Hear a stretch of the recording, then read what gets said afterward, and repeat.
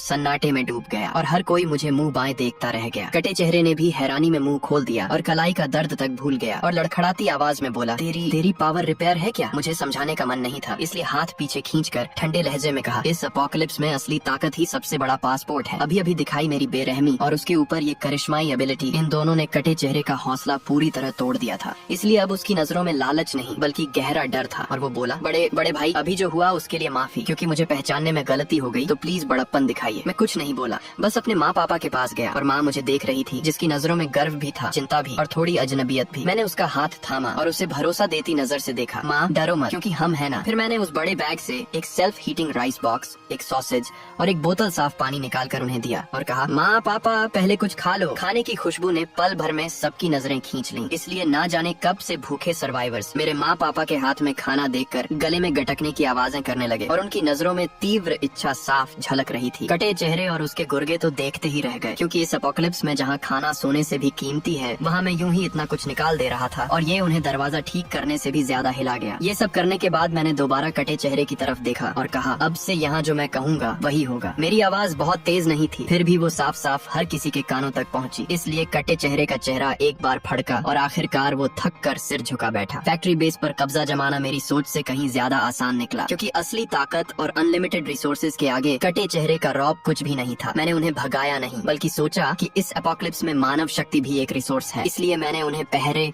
और आसपास के ज़ॉम्बी साफ करने का काम सौंपा, जबकि मैंने खुद खाने और लॉजिस्टिक्स की जिम्मेदारी अपने हाथ में ले ली। हर रोज मैं अकेले एक कमरे में बंद हो जाता और दिखावे के लिए सामान गिनने का बहाना बनाता, लेकिन असल में लगातार रिफ्रेश करते हुए खाना और जरूरत की हर चीज बनाता रहता। जब दर्जनों नए नकोर बक्से सबके सामने आते तो हर किसी की नजरों में मेरे लिए डर मिली इज्जत झलकती और सब सोचते थे कि मेरे पास कोई स्पेस टाइप एबिलिटी है जिसमें बेशुमार रिसोर्सेज जमा है। पर्याप्त खाना और सुरक्षित छत मिलने के बाद सर्वाइवर्स के चेहरों पर धीरे धीरे रौनक लौटने लगी और पूरी फैक्ट्री मेरे नेतृत्व में सलीके से चलने लगी। माँ पापा मेरे सबसे बड़े सहारे बन गए, क्योंकि वो लोगों का इंतजाम और सामान बांटने में मेरी मदद करने लगे। इसलिए भीड़ में उन्हें फिर से अपनी इज्जत और अहमियत महसूस होने लगी और उनका हौसला भी रोज बरोज बेहतर होता गया। सब कुछ ठीक दिशा में जा रहा था, फिर भी मेरे दिल में एक कांटा अब भी चुभ रहा था। लान वान सोसाइटी का वो श्योंगे, जिसने मेरे बेसहारा माँ बाप को अपने हाल पर मरने के लिए बाहर फेंक दिया था, ये हिसाब मुझे किसी न किसी दिन चुकाना ही था। और वैसे भी लान वान की सुरक्षा और रहन सहन इस टूटी फूटी फैक्ट्री से कहीं बेहतर थी, इसलिए मैं अपने माँ पापा को और अपने साथ आए इन सब लोगों को एक ज्यादा भरोसेमंद घर देना चाहता था। तो अब वक्त था उस श्योंगे से एक बार आमना सामना करने का। एक हफ्ते बाद पूरी तैयारी करने के बाद मैंने रिफ्रेश एबिलिटी से फैक्ट्री में मिली कुछ खराब पड़ी इलेक्ट्रिक बाइक्स को पूरी तरह चार्ज फैक्ट्री फ्रेश हालत में लौटा दिया और साथ ही दर्जनों नए प्रोटेक्टिव सूट्स, सेफ्टी हेलमेट्स और स्टील टो बूट्स भी रिफ्रेश कर लिए। हथियारों के लिए मेटल रॉड्स और एक्स के अलावा मैंने फैक्ट्री के स्टील से कई तेज भाले भी बनवा लिए। और रहा कटे चेहरा और उसके कुछ खास साथी, तो अब वो मेरे पूरी तरह वफादार बन चुके थे, क्योंकि मैंने उन्हें पेट भर खाना और तन ढकने के कपड़े दिए, जो इस अपोकलिप्स में किसी बड़े एहसान से कम नहीं था। इसीलिए मैंने अपने सबसे मजबूत 20 लड़ाकों को चुना, जिनमें कटे चेहरा भी शामिल था। निकलने से पहले तैयार खड़ी टुकड़ी को देखकर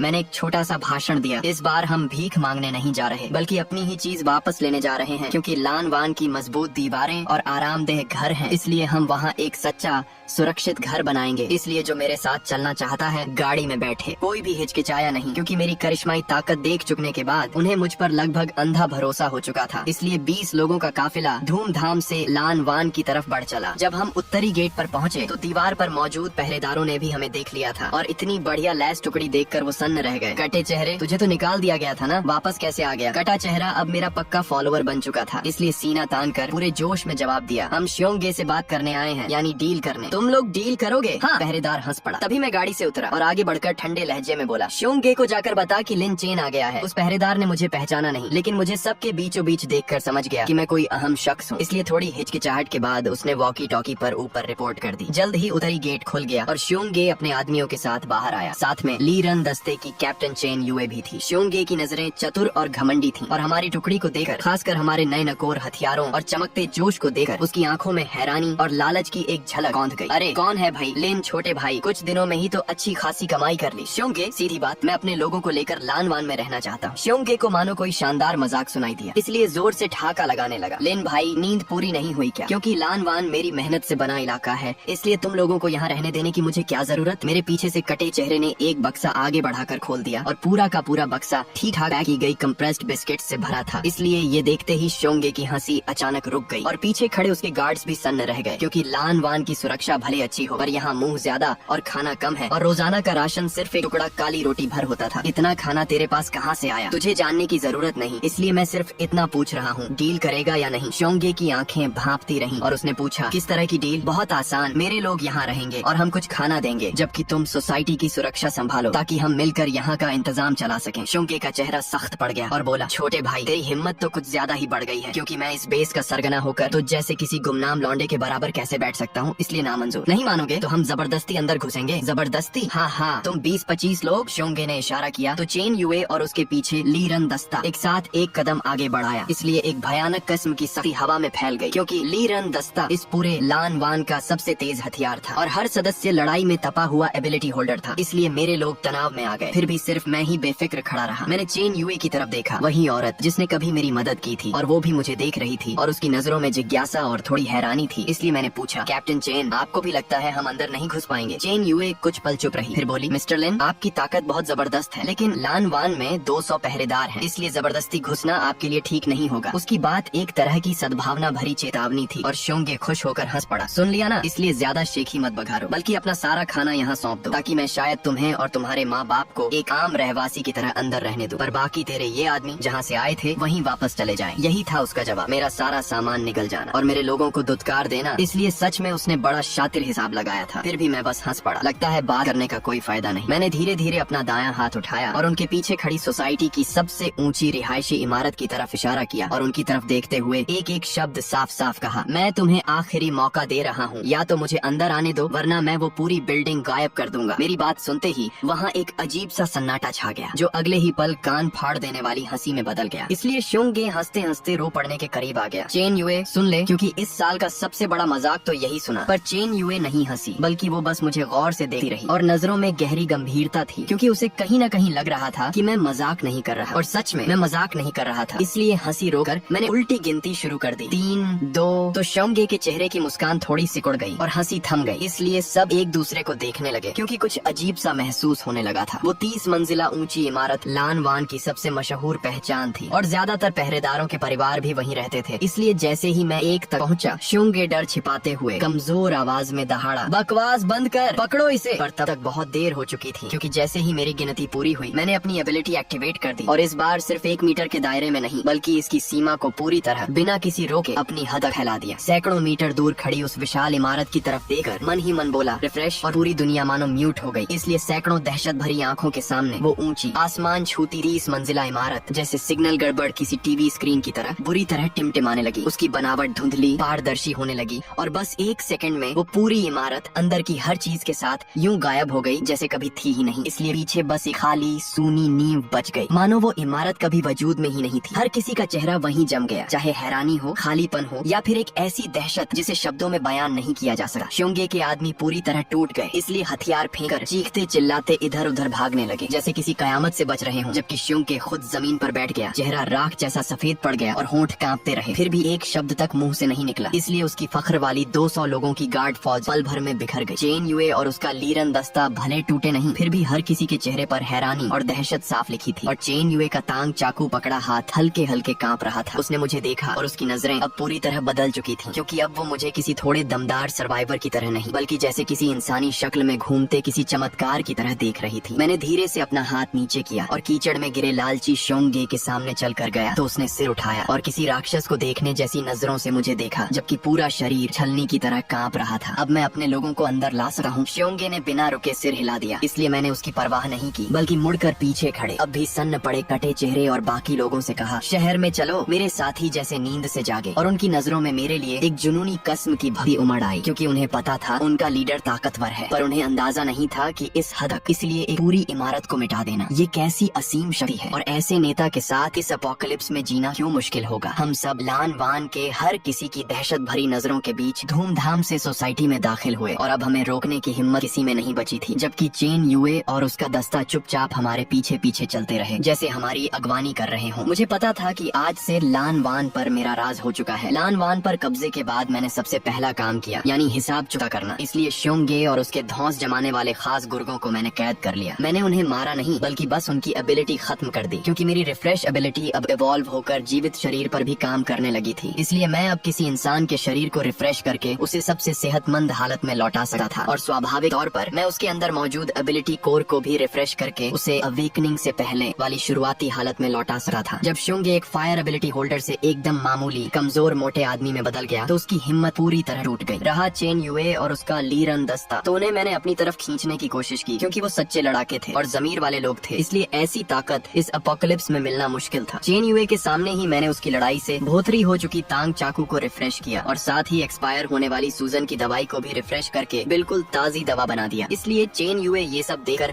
आखिरकार समझ गई कि मेरी एबिलिटी कोई स्पेस पावर नहीं, न ही कोई रिपेयर पावर है, बल्कि एक ऐसी शक्ति है जिसे वो समझ नहीं सकी, यानी लगभग किसी नियम प्रकृति जैसी। वो काफी देर चुप रही और आखिरकार सिर झुकाकर बोली, ली रन दस्ता, आज से आपके हुक्म पर चलेगा। ली रन दस्ता को अपने साथ जोड़ने के बाद मैंने असल में लान वान पर पूरी पकड़ बना ली। इसलिए मैंने नए नियम बनाए ताकि किसी के पास एबिलिटी हो या न हो, बस काम करने पर उसे खाना जरूर मिले। अनलिमिटेड रिसोर्सेज की मदद से मैंने बहुत जल्दी सबका दिल जीत लिया और साथ ही सोसाइटी में मौजूद हर गड़बड़ी करने वालों को साफ कर दिया। इसलिए मेरे नेतृत्व में लान वान पूरी तरह बदल गया। मेरे माँ पापा गर्व और सुकून भरी नजरों से मुझे देखते रहते, फिर भी उन्होंने कभी नहीं पूछा कि असल में मेरी एबिलिटी क्या है, क्योंकि वो बस इतना जानते थे कि उनका बेटा बड़ा हो गया है और अब हर किसी का सहारा बन गया है। बेस के पटरी पर आने के बाद मैंने एक गहरे सवाल पर सोचना शुरू किया, यानी मेरी एबिलिटी की हद आखिर है कहाँ? क्योंकि नूडल्स रिफ्रेश की, इमारत रिफ्रेश की, तो क्या मैं किसी जिंदा इंसान को भी रिफ्रेश कर सकता हूँ? मुझे एक पेट्रोल मेंबर मिला जो लड़ाई में ज़ॉम्बी के हमले में स्क्रैच होकर म्यूटेट होना शुरू हो चुका था और सबको यकीन था कि उसे बचाया नहीं जा सका। इसलिए मैंने सबको बाहर भेज दिया, दरवाजा बंद किया और अपना हाथ उसके माथे पर रख दिया तो एक नरम सफेद रोशनी ने उस साथी को घेर लिया। उसकी दर्द भरी चीखें धीरे धीरे थमने लगी और शरीर में हो रहा म्यूटेशन आंखों के सामने ही कम होने लगा। इसलिए मैंने उसका घाव गायब होते देखा और मेरे दिल में एक तूफान सा उठा, क्योंकि मैं कामयाब हो गया था। मैंने उसका शरीर संक्रमण से पहले वाली शुरुआती हालत में लौटा दिया था। इसका मतलब था कि ज़ॉम्बी वायरस अब मेरे लिए कोई लाइलाज बीमारी नहीं रहा। इसलिए ये खोज एक पूरी इमारत रिफ्रेश करने से भी कहीं ज्यादा रोमांचक थी और मैंने सोचा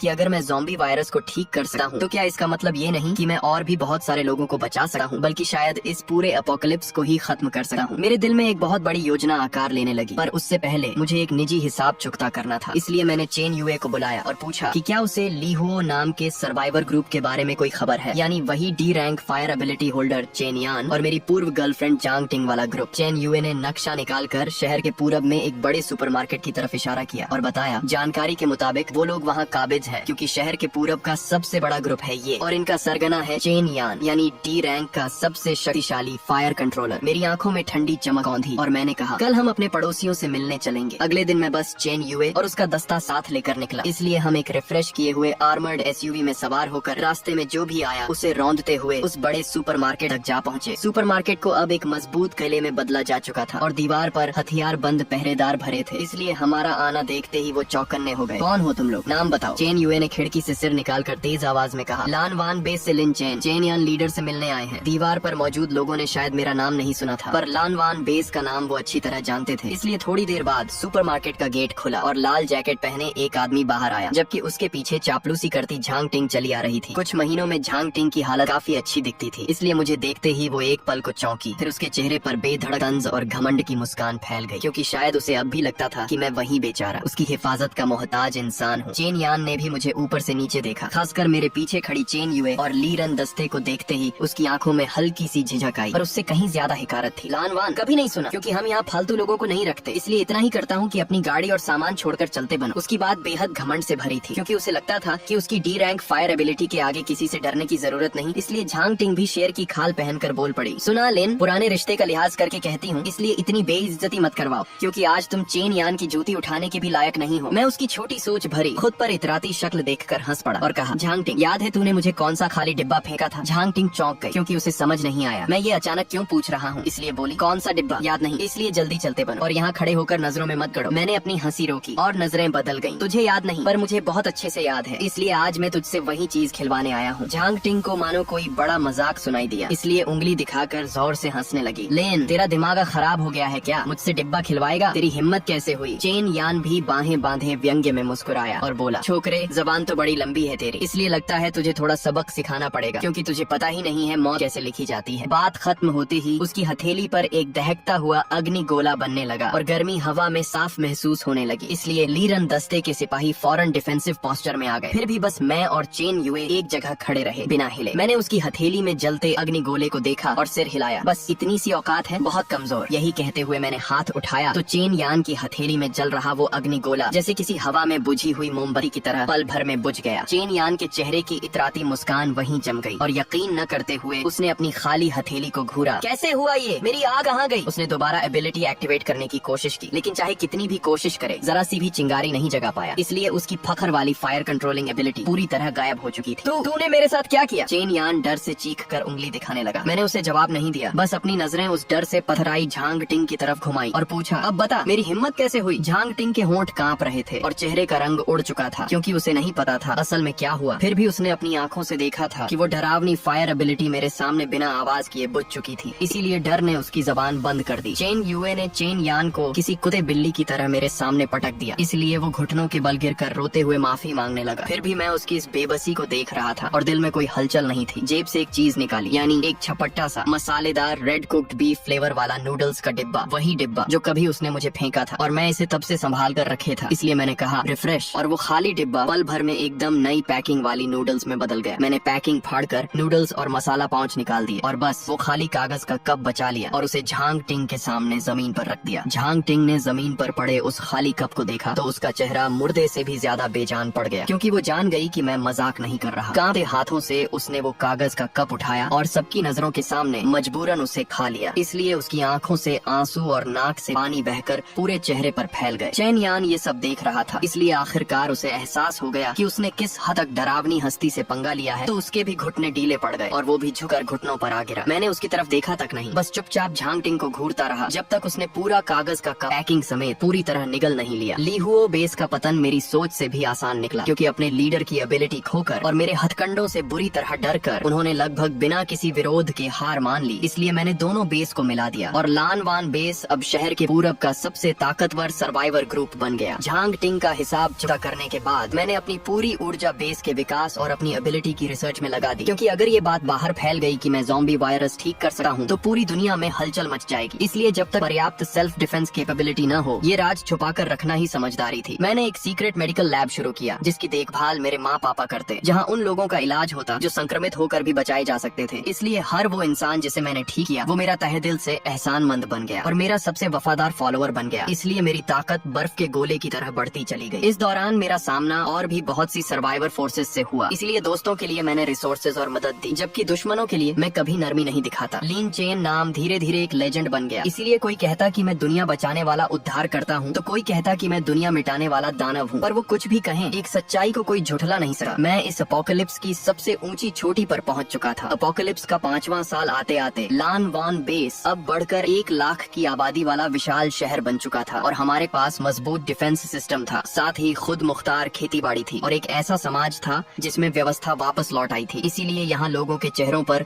फिर से मुस्कान लौट आई थी और मैं इस शहर का निर्माता और रक्षक अब बहुत कम ही लोगों के सामने आता था, क्योंकि ज्यादातर वक्त मैं शहर के बीचों बीच बनी सबसे ऊंची मीनार पर रहता और अपने ही हाथों बसाए इस शहर को ऊपर से निहारते हुए बिताता। मेरी एबिलिटी भी अब पहले जैसी नहीं रही थी, क्योंकि अब मुझे किसी चीज को छूने की जरूरत नहीं थी, बल्कि मैं अपनी नजरों में आने वाली हर चीज को रिफ्रेश कर सकता था। मैं किसी बंजर जमीन को उपजाऊ बना सकता था और मैं किसी दूषित पानी के स्रोत को साफ कर सकता था। इसलिए मेरी ताकत अब सच में किसी भगवान जैसी होती जा रही थी। चेन युए अब आशा का शहर का कमांडर इन चीफ थी और वो मेरे पीछे खड़ी होकर मुझे ताज़ा हालात की जानकारी दे रही थी। एस रैंक ज़ॉम्बी इस एपोकलिप्स की सबसे बड़ी आफत है, क्योंकि ये अकेला एक पूरा शहर तबाह करने की ताकत रखता है। मेरी नजरें दूर तक फैल गईं, इसलिए मैंने वो दिखा जो करोड़ों ज़ॉम्बीज से बना आसमान को ढकने वाला एक काला सैलाब था और उस सैलाब के बीचों बीच एक हड्डियों के सिंहासन पर बैठा वो एस रैंक ज़ॉम्बी बादशाहों की तरह, मानो उसे भी मेरी नजर का एहसास हो गया हो। इसलिए उसकी खूनी लाल आंखें मेरी नजरों से हवा में टकराई और सैकड़ों मील दूर से एक भयानक मानसिक दबाव मेरी तरफ बढ़ चला। इसलिए चेन युए दर्द से कराह उठी और चेहरा पल भर में सफेद पड़ गया। फिर भी मैंने बस हल्के से हाथ हिलाया तो वो सारा दबाव धुएं की तरह उड़ गया। तैयार हो? क्या आशा का शहर आपके साथ जिएगा मरेगा? मैं मुस्कुराकर सिर हिलाया और कहा नहीं, हम मरेंगे नहीं। और मैं पलटकर उस भयानक सैलाब की तरफ देखने लगा और इस शहर के हर उस इंसान की तरफ भी। इसलिए मैंने कहा इस अपोकलिप्स को अब खत्म होना ही चाहिए। मैं अकेला ही आशा के शहर से बाहर निकल गया और शहर की चारदीवारी पर खड़ा होकर उस आसमान धरती निगल जाने वाले ज़ॉम्बी सैलाब के सामने आ डटा, जबकि पूरे 1 लाख नागरिक बड़ी बड़ी स्क्रीन के जरिए मुझे देख रहे थे और उनमें डर तो था पर उससे कहीं ज्यादा भरोसा था। एस रैंक ज़ॉम्बी की दहाड़ मानो किसी की रूह तचीर देने वाली थी, इसलिए उसके इशारे पर पूरे सैलाब ने आखिरी और पूरी ताकत से हमला बोल दिया। मैंने धीरे धीरे अपने दोनों हाथ ऊपर उठाए जैसे पूरी दुनिया को गले लगाने वाला हूँ। इसलिए सबको लगा लगा मैं कोई एपोकलिप्स मचाने वाला हमला करने वाला हूँ, पर वो गलत है क्योंकि मेरे चेहरे पर हिंसा नहीं थी बल्कि एक हल्की सी करुणा थी। इसलिए मेरी एबिलिटी विनाश के लिए नहीं बल्कि नई जिंदगी के लिए थी। मैंने आंखें बंद की और अपनी पूरी ताकत बिना कुछ रुके छोड़ दी। न किसी एक ज़ॉम्बी पर, न किसी एक इलाके पर, बल्कि दरारों से टूटी हुई धरती पर फिर से नरम हरी घास उगने लगी और आसमान पर छाई स्याह धुंध छांटने लगी। इसलिए बरसों बाद वो जानी पहचानी गहरी नीली साफ धूप फिर से खिल उठी। हड्डियों के सिंहासन पर बैठा वो एस रैंक ज़ॉम्बी अपने ही शरीर में हो रहे बदलाव को दहशत भरी नजरों से देख रहा था और उसने विरोध करने की कोशिश जरूर की, लेकिन दुनिया की जड़ से उठी इस नियम शक्ति को वो रोक नहीं पाया। इसलिए आखिरकार वो भी वापस इंसानी शक्ल में लौट आया और हैरान परेशान होकर अपने ही हाथों को घूरता रह गया। पूरी दुनिया रिफ्रेश हो चुकी थी क्योंकि हर वो इंसान जो वायरस से संक्रमित था वापस सामान्य हो गया और हर वो एनवायरनमेंट जो अपोकलिप्स ने तबाह किया था दोबारा हरा भरा हो उठा। मानो वो 5 साल लंबा बुरा सपना बस एक भ्रम था। आशा का शहर में एक गहरा सन्नाटा छा गया क्योंकि हर कोई स्क्रीन के सामने इस करिश्माई नजारे को हका बका होकर देखता रह गया और न जाने कितनी देर बाद सबसे पहला इंसान खुशी के आंसुओं में बह गया, जबकि चेन युए ने गहरी सांस ली, आंखों में दृढ़ता भरकर। फिर दूसरा रोया, फिर तीसरा और आखिरकार पूरे शहर में इस बिल्कुल नई नकोर दुनिया में आसमान चीर देने वाला जश्न गूंज उठा। लोग मेरा नाम पुकार रहे थे और मैं दीवार पर खड़ा उस गर्म सुकून भरी हवा को महसूस कर रहा था। पीछे मुड़कर मैंने चेन युए को देखा, अपने माँ पापा को देखा और उम्मीद व खुशी से भरे अनगिनत चेहरों को देखा। अब मेरे पैरों तले ये पूरी दुनिया भी वैसी ही थी।